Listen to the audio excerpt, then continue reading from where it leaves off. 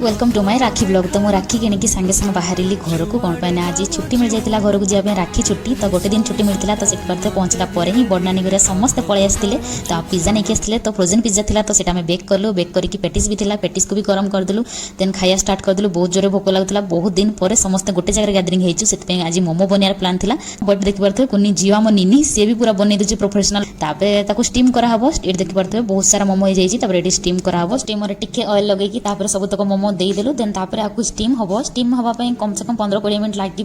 तो देखिए से भितर आम हूँ मोमो चटनी बनवा स्टार्ट करदेलु। देखिए पारे पुदीना और टमाटर चटनी था। बहुत टेस्ट लगता भेज मोमो। देख पारे रेडी जाइए। डिनर पर पनीर फनीर कौन सब होता खाई सारा पर टिके लूडो खेलियार प्लान था। तो देख पारे लूडो खेलदेलु। टीम खेलुलु। तो ये देख पारे आपको स्कोर भी देखिए दूसरी। यहाँ हूँ मुझे मो नानी जीति गलु। देन आम निनी आ बाबू सी हारी गले। देख पारे